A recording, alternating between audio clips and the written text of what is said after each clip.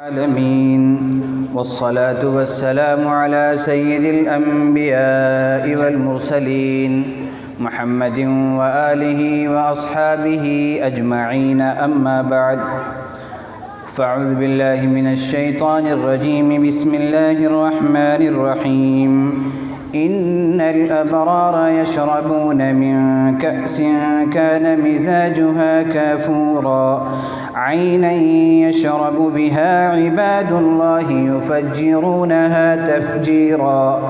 يوفون بالنذر ويخافون يوما كان شره مستطيرا ويطعمون الطعام على حبه مسكينا ويتيما وأسيرا إنما نطعمكم لوجه الله لا نريد منكم جزاء ولا شكورا إنا نخاف من ربنا يوما عبوسا قمطريرا فوقاهم الله شر ذلك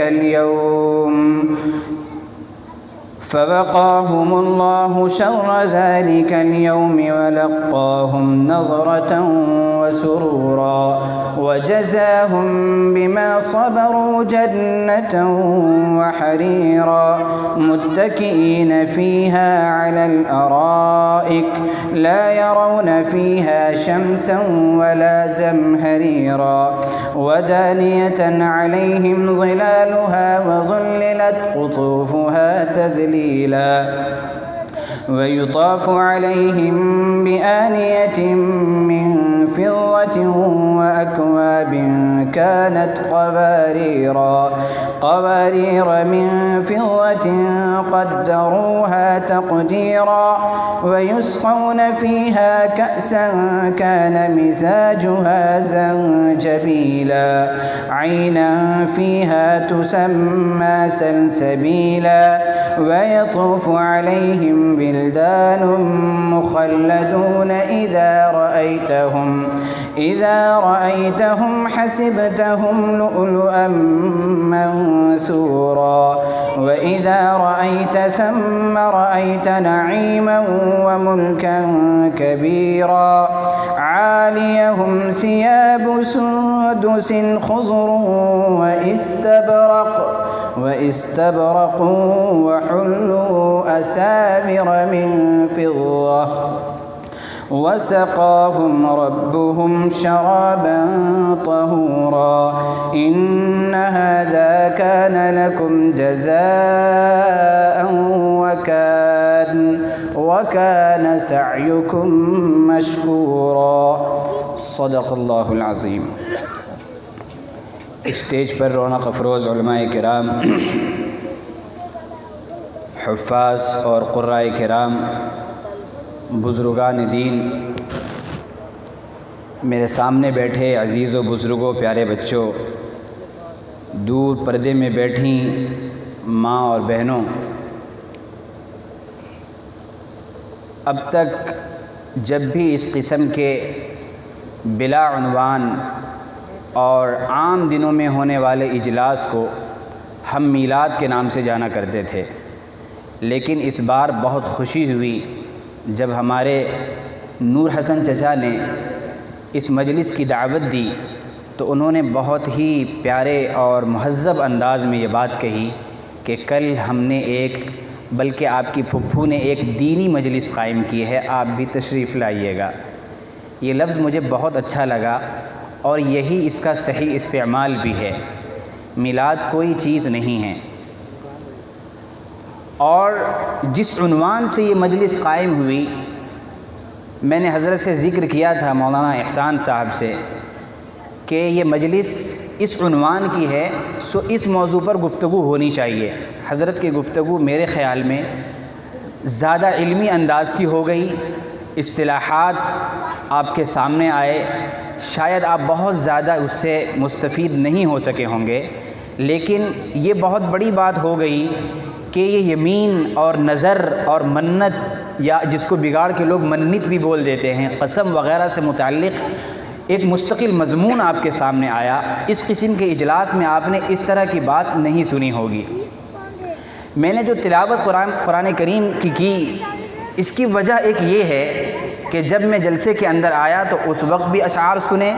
اس کے بعد بیان سنا، پھر اشعار سنے، میں قرآن کریم نہیں سن سکا تھا۔ امید ہے کہ قرآن کریم کی تلاوت کی گئی ہوگی۔ میں نے سوچا، اور پہلے ایسا ہوتا تھا اس قسم کے اجلاس میں جب جو چاہو کر لو، جو چاہو پڑھ لو، تو میں نے حصول برکت کے لیے بطور خاص قرآن کریم کی تلاوت کی ہے، اور انہی آیات کا انتخاب اس وجہ سے کیا ہے کہ اس کے اندر ایک آیت ہے یوفون بالنذر ویخافون یوما کان شرہ مستطیرا، کہ اللہ تعالیٰ اپنے نیک بندوں کے احوال بیان کرتے ہوئے نظر اور منت، جس کو منت بول دیتے ہیں، اس کے پورا کرنے والے کو بھی تعریف کے مقام میں ذکر کیا ہے۔ میں لمبی چوڑی بات کرنے کے ارادے میں نہیں ہوں، حضرت مولانا ہمارے امام صاحب موجود ہیں، ان کی انشاءاللہ مفصل گفتگو ہوگی۔ میں ان آیات کا ترجمہ کیے دیتا ہوں۔ اللہ تعالیٰ فرماتا ہے کہ جو نیک لوگ ہیں، وہ مجھے دے دیجئے تاکہ ترتیب یاد رہے، مجھے کشکول سے دے دیجئے گا۔ جو نیک لوگ ہیں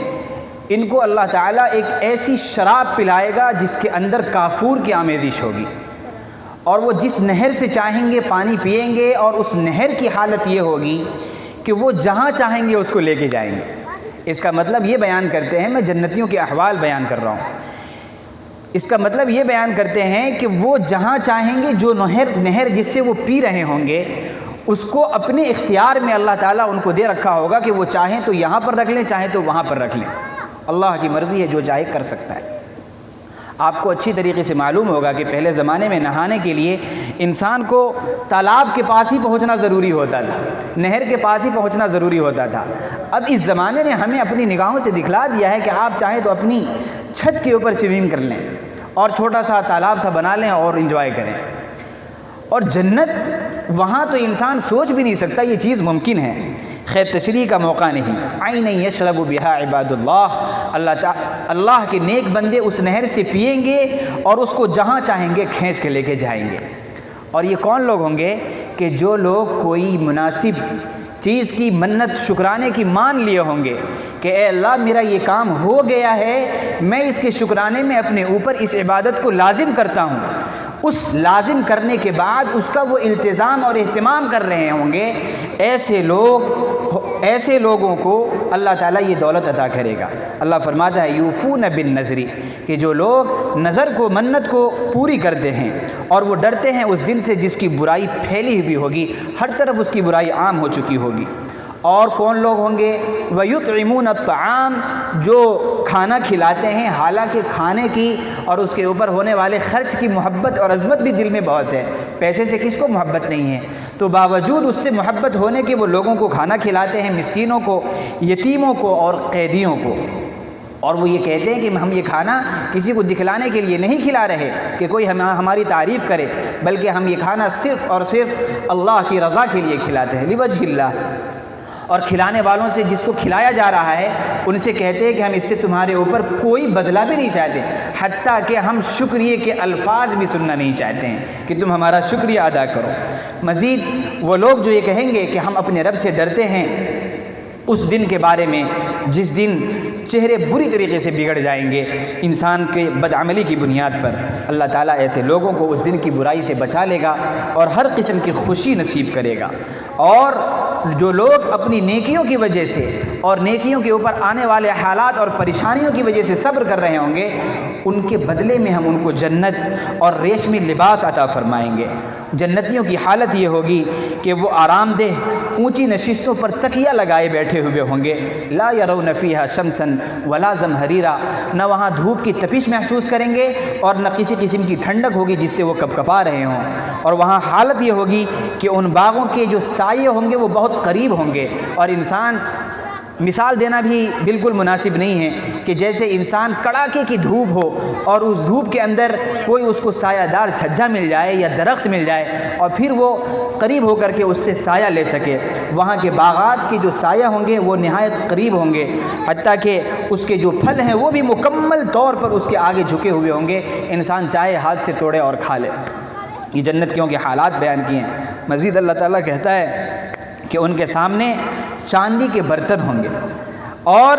وہ اکواب کانت قواریرا، اور پیالے ہوں گے گردش میں لائے جائیں گے جو شیشے کے ہوں گے، قواریر من فضہ،